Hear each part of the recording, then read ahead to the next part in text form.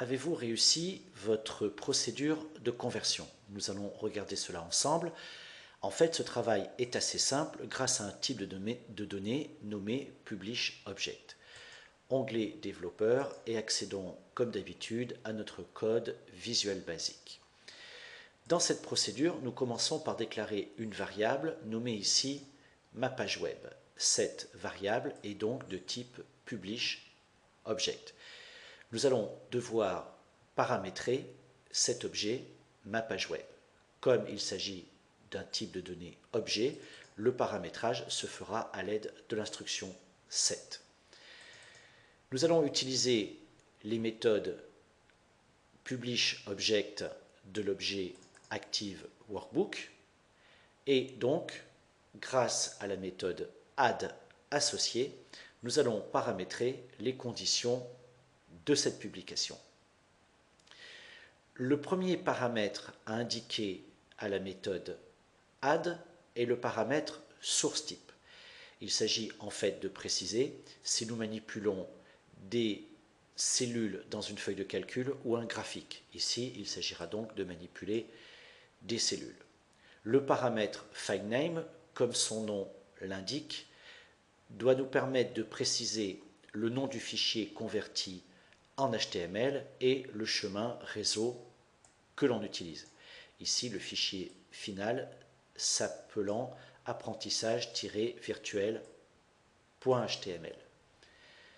Ensuite, nous devons préciser quelle est la feuille du classeur qui sera convertie.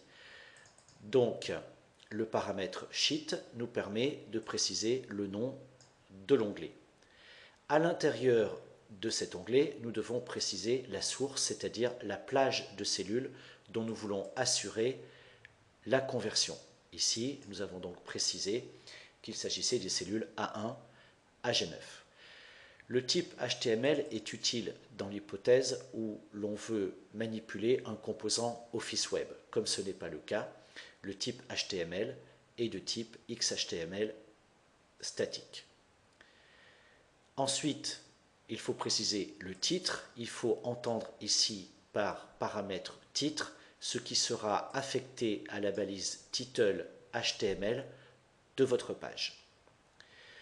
Une fois l'objet ma page web créé, grâce aux méthodes publishObject.add, nous allons pouvoir procéder à la publication. Ceci est très simple.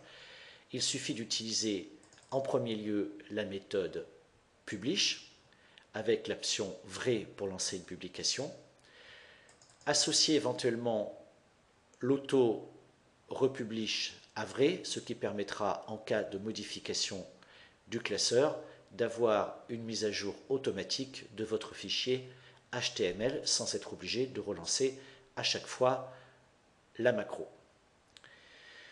Voilà, ce TP est terminé. Merci de l'avoir suivi et à très bientôt pour de nouvelles procédures VBA.